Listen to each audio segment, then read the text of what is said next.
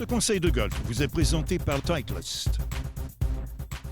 Bonjour, aujourd'hui mon conseil est comment adopter la bonne stratégie sur une courte Normal 4. La première chose à faire sur une courte Normal 4, les joueurs du PGA Tour, ce qu'on fait, c'est de toujours prendre le bois numéro 1. Donc, on essaie de se rapprocher le plus possible du vert. Ça devrait être votre idée numéro 1. La raison pour laquelle on veut être le plus près du vert possible, c'est qu'évidemment, on a plus de chances sur courte distance d'atteindre le vert en coup prescrit. Donc ça, c'est la première des choses. On y va avec le bois numéro 1. Je veux trouver des raisons pour lesquelles je n'utiliserai pas mon bois numéro 1. Ça me vient à votre conseil numéro 2. Là, on évalue le danger. Est-ce qu'il y a des fosses de sable? Est-ce qu'il y a du hors-limite? Est-ce qu'il y a un lac à traverser?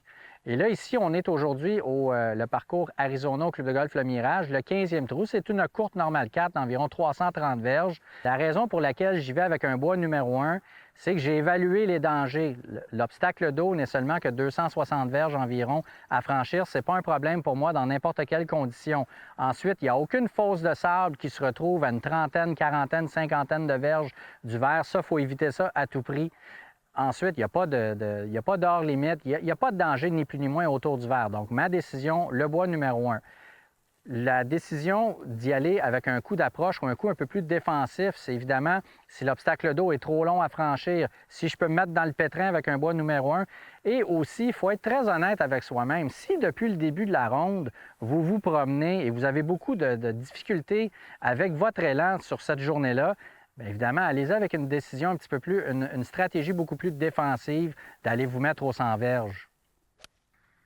Autre élément hyper important, c'est de bien avoir une charte ou de bien connaître les distances de tous ces bâtons.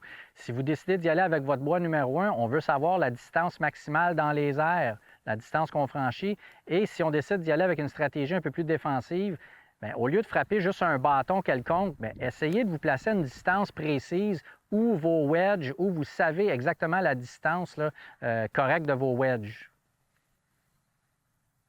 Un conseil que j'ai pour vous, si vous êtes membre dans un club ou si vous jouez le même parcours à maintes reprises, décidez d'y aller avec une stratégie. Évidemment, la température a beaucoup à faire avec ça, mais décidez d'y aller une journée.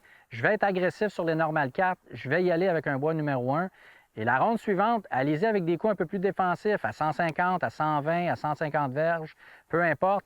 Et voyez un peu là, les résultats à la fin de votre ronde. Donc, c'est le conseil que j'ai pour vous. Choisissez vraiment votre stratégie avant votre ronde. En terminant, je veux vous parler de la décision ou de bien choisir les tertres de départ, les jalons de départ. Souvent, on joue le parcours beaucoup trop long. Il n'y a rien de mal à avoir des wedges quelquefois durant la journée. Lorsqu'on a un fer 5 ou plus à toutes les entrées des verres, sur les Normal 3, sur les deuxièmes coups sur les Normal 4, ou même sur notre troisième coup sur les Normal 5, avancez de tertres de départ. C'est hyper important là, si on veut avoir des bons pointages et s'amuser au golf, on doit jouer les bons jalons. Sur ce, bon golf!